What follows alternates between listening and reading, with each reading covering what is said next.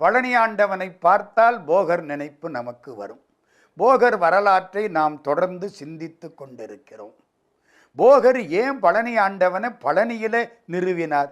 ஏன் வேற இடத்துல நிறுவக்கூடாதா? பழனி ஆண்டவன் கிரகங்களில் செவ்வாய்க்கு அதிபதி.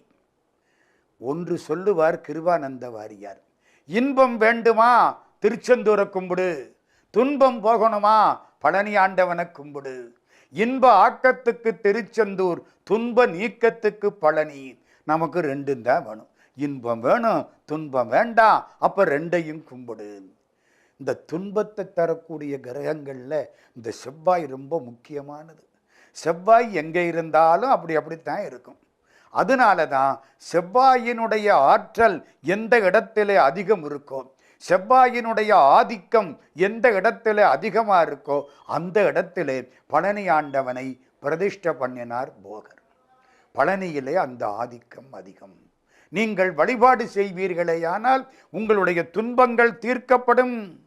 9 பாஷாணங்கள், அதை வைத்து அந்த மூர்த்தியை செய்தார்.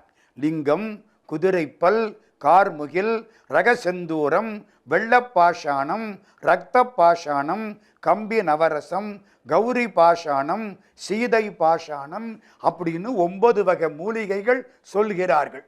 அதையெல்லாம் சேர்த்து பழனி ஆண்டவனுடைய திருமேனியை உருவாக்கினார் போகர்.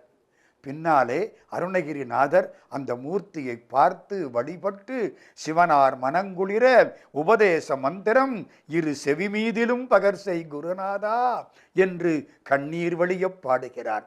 வசனமிக வேற்றி மறவாதே, மனது துயராற்றில் உழலாதே, இசை பயில் ஷடாட்சரமதாலே இக பர சௌபாகியம் அருள்வாயே. இங்கேயும் நல்லா இருக்கணும், அங்கேயும் நல்லா இருக்கணும், ரெண்டு வேணும்னா பழனியாண்டவனை கும்பிடு. வசனமிக வேற்றி மறவாதே, மனது துயராற்றில் உழலாதே, இசை பயில் ஷடாட்சரம் மதாலே இகபர சௌபாகியம் அருள்வாயே.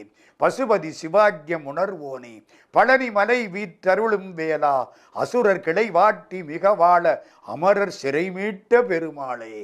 அருணகிரிநாத சுவாமி பாடின அற்புதமான வாக்கு.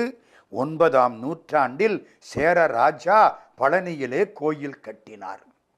அந்த கோயில்தான் இப்பொழுது நாம் பார்க்கக்கூடிய மூலஸ்தான சந்நிதி. அழகான பழனிமலை ஆண்டவா